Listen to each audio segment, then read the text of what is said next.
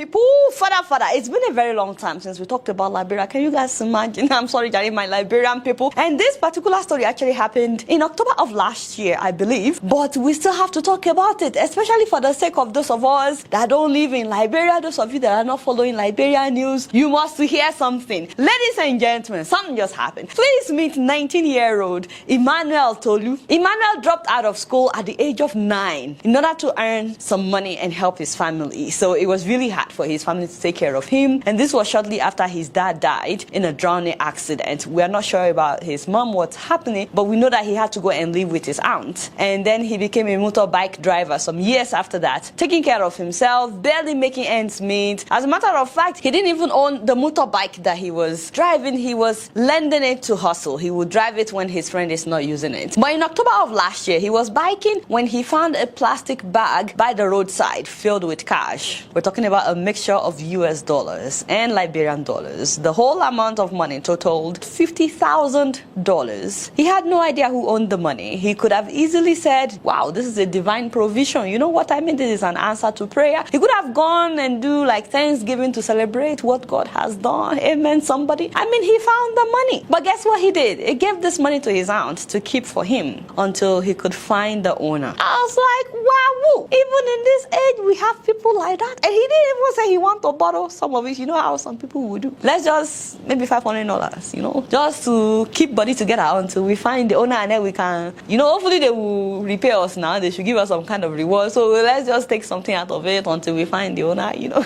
And sure enough, one day he had a woman pleading on the radio that she lost $50,000, begging anybody that finds the money to please return it. And guess what? Emmanuel took this bag with the full amount intact in order to meet this woman and return her money. Un jour, je passais, j'ai entendu des gens discuter de cet argent et la femme qui pleurait et suppliait la personne qui avait trouvé l'argent de le rapporter. Je suis retournée voir ma tante et je lui ai dit, l'argent que je t'ai donné, il le demande et nous l'avons rendu à cette femme. Do you know that people made fun of him? People called him stupid. They called him a fool. Some people said it would take an angel of God to grab their money out of their hands. People hated him. Like literally people abused him for returning somebody's money back to them. They told him that God buttered his bread. God answered his prayer, but then he gave it away. They said, how could you? But that's not the end of Emmanuel's story. This woman gave him $1,500 as a reward, cooked for him, even made him pepper soup. She was so happy. She thanked him. People, when they heard about his story, they started donating money for him. Also, lawmakers in Liberia heard about Emmanuel and they invited him to meet with the leadership of the House of Representatives. The president, Judge Ware, also heard about Emmanuel and gave him $10,000 cash. Oh shit. And on top of that, he bought him 2 motorcycles. Somebody that didn't have one now has 2, and gave him a full scholarship so that he could go back to school. They gave him scholarship up to master's level at the most prestigious schools in Liberia. He's now back in school, primary school. I think he's in 7th grade. And guess what? A college in the US heard about his story and offered him a full university scholarship once he's done with his secondary school education. I'm like, father.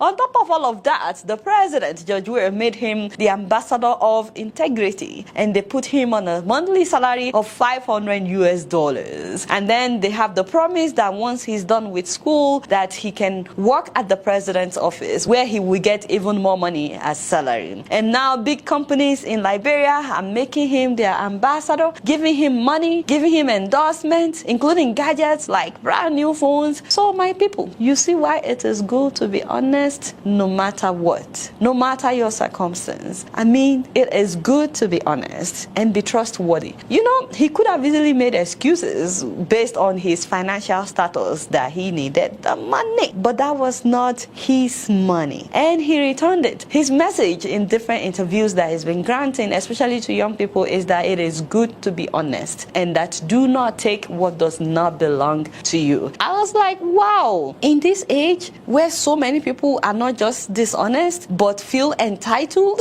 to something that they did not work for, this young man showed us the importance of being honest. Even if he was not rewarded, he did the right thing. How many people would do that? Some of you watching me, would you do that? I mean, the rewards that he has got is way more than the money that he found by the roadside. Just the value of the education that he's getting alone. I mean, just the college education that he will be getting in America, the tuition, the feeding and accommodation, just that alone with plane tickets is way more than $50,000. Not to talk about the fact that he now has 2 brand new motorcycles that he can rent out while he's in school. You know what I mean? To be making extra money. And they put him on a $500 monthly salary with the promise of him working at the president's office when he's done. And on top of that, people have given him money, like left and right. People are donating money for him. They are endorsing him left and right. He's become an ambassador for so many companies. If he had taken that $50,000, that would have been it. And do you know at some point he would finish that money? You know, especially when people don't work for money or when people don't earn money and they are given the money, the way they spend it is like quickly, they spend it anyhow. But now he's set for life. I just feel like sometimes in life, the time that we're in need the most, that's when our character is tested the most. Like, I don't know, maybe you are in need of money, but they put you in a committee where you are the one in charge of money and it's doing like this to your eyes. Stay true to who you are. Remain honest. Your own time will come. Also, if it's happening for people around you, maybe something that you have hoped for or worked for or something you've been praying for is happening for other people, be happy for them. Your own time would come. Amen, somebody. Now I'm preaching.